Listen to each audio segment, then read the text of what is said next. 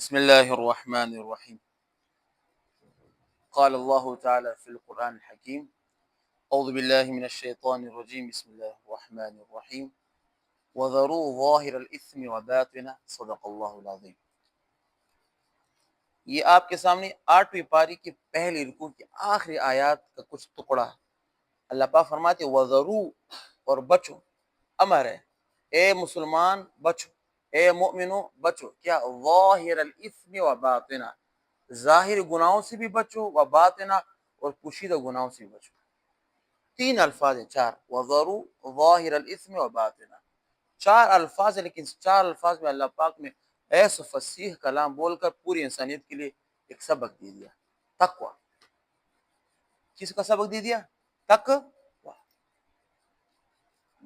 تقوی کے بارے میں جتنا اللہ پاک نے قرآن میں تاکید فرمائی ہے نا، اور مضامین کے بارے میں فرماتے یا ایھا الذین آمنوا اتقوا اللہ حق تقاتہ، اللہ سے جتنا اس کا ڈرنے کا حق ہے اتنا ڈرو، اور ولا تموتن الا وانتم مسلمون، خیال کرو کہ مسلمان کی حالت میں مرو.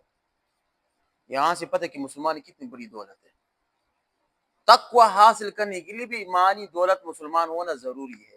کافر کا تقوی کا اعتبار نہیں ہے. تقوی کس کا اعتبار ہے؟ جو کہ مسلمان ہو. آمنوا وعملوا الصالحات، عمل الصالحات تقوی ہے.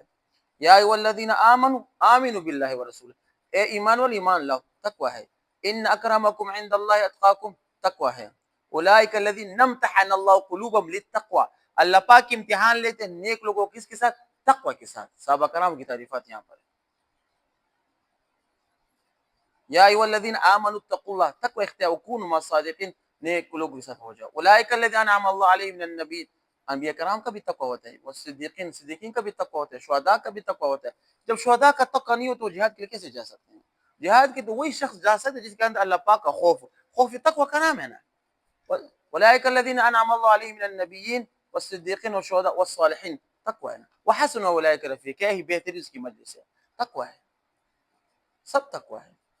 اب اس تقوی، جو لوگ تقوی اختیار کرتے ہیں اور جو لوگ اس کے پیچھے تابعداری کرتے ہیں، آپ کو میں نے بتایا قرآن کی آیات ہے وَقَلْبُهُمْ بَاسِطٌ ذِرَاعَيْهِ بِالْوَصِيدِ، کہتے ہیں کتے نے، اصحاب کہف کے کتے نے اپنے پاؤں پھیلا دیے تھے غار ہیرا، غار میں. کیوں؟ ان نیک لوگوں کی حفاظت کے لیے.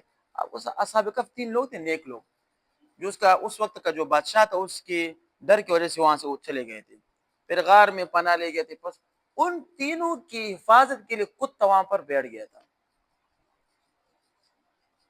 کہتے ہیں اللہ پاک نے اس کتے کی تعریف قرآن وَقَلْبُهُمْ بَاسِطٌ، حالانکہ کتا پلید چیز ہے. جس لوگ برتن میں کھاتے ہیں برتن کو اپنے 7 مرتبہ دھونا ہوتا ہے، اتنا پلید چیز ہے.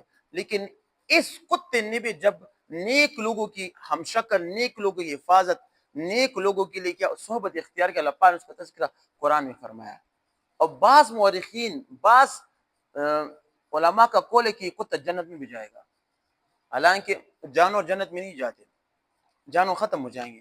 جانور کے اپنے آپ سنیں کہ جانور کہاں پر جائیں گے جو دنیا میں جانور ہے؟ بیل، بیڑ وغیرہ، بکریاں مثال کے طور پر، چوپاہے، گھوڑے، ہاتھی، اونٹی کہاں پر جائیں گے؟ کہتے ہیں کہ جب قیامت واقع ہو جائے گی نا، مسلمان تمام کی تمام جنت میں، کافر تمام کی تمام جہنم میں، تو پھر ان جانوروں کو لایا جائے گا. کہتے ہیں دنیا میں جس جانور کو مارا ہوگا تو مارا ہوا جانور قیامت میں اس کا بدلہ وہاں سے لے گا. جب تمام کی تمام ایک دوسرے سے بدلہ لیں گے تو اللہ پاک سے کہہ دیں کہ مٹی ہو جاؤ، تمام کی تمام مٹی ہو جائیں گے، ختم. کہتے ہیں صرف اس ایک کتا جو ہے نا یہ جنت میں جائے گا. کیا عجیب شان ہے. ہم انسان ہیں. اب ہم اپنے آپ پر آتے ہیں، ہم انسان ہیں. اگر ہم نیک لوگوں کی تابعداری کریں، دیکھو تقوی جو میں جو اس آیت کی طرف آتا ہوں، آپ کبھی بھی تقوی اختیار نہیں کر سکتے جب تک آپ نے نیک لوگوں کی صحبت اختیار نہ کی ہو، ان کے چپل سیدھی نہ کی ہو، ان کی خدمت نہ کی ہو. آپ ان کے مجلس میں بیٹھیں گے، ان کے صحبت میں بیٹھیں گے، ان کے عادات کو دیکھیں گے، ان کے طریقوں کو دیکھ کر آپ کے اندر تقوی پیدا ہوگا. یہ کتابی چیز نہیں ہے، یہ آپ نے کرنا ہوتا ہے. یہ کوئی کتابی چیز ہے کہ کتاب پڑھ کر تقوی، نہ، ان نیک لوگوں کو دیکھ کر اپنے تقوی اختیار کرنا ہے. جب یہ تقوی آئے گا تو آپ وَذَرُوا ظَاهِرَ الْإِثْمِ وَبَاطِنَهُ کا مصداق بنیں گے. آپ کا ظاہری بھی شریعت کے مطابق، آپ کا باطن بھی ظاہر. ظاہر کیا ہے؟ کہ آپ نماز پڑھو گے، روزہ رکھو گے، اخلاق حسنہ استعمال کرو گے، لوگوں کی بڑی کی ادب، چھوٹوں پر شفقت، علماء کی قدر کرو گے، اور باطنیں کیا ہے؟ غیبت، بہتان، چغل خوری، حسد، کینہ، بغض، ان تمام پلید بیماروں سے اللہ پاک آپ کی کیا فرمائے گا؟ حفاظت فرمائے گا۔ تو بات کہاں پر آ گئی؟ نیک لوگوں کی صحبت میں بیٹھنا۔ آج کل تقوی کا اختیار میں خود آپ کو بتاتا ہوں، یہ نہ بیان سننے سے آتا ہے، نہ کتاب پڑھنے سے آتا ہے، بلکہ آپ ان نیک لوگوں کے صحبت میں بیٹھ کر ان کے چپل سیدھی کرنا، ان کی خدمت کرنا، ان کی باتوں کو برداشت کرنا، ان کی جو محنت کا طریقہ ہے اس کی طریقے کے مطابق اپنے آپ کو چلانا۔ وہ کبھی کبھی طریقے میں غصہ بھی کریں گے، کبھی یہ کبھی وہ، لیکن آپ نے اس کے غصے کو پی کر آگے ترقی کرنا، تو اس وجہ سے آپ کو تقوی آئے گا، ایسے تقوی نہیں آتا۔ دل کو جھنجھوڑتے ہیں نا، دل کو یہ ٹکرے دیں گے آپ کے دل کو، آپ کے دل سے دنیا کی محبت کو نکال دیں گے۔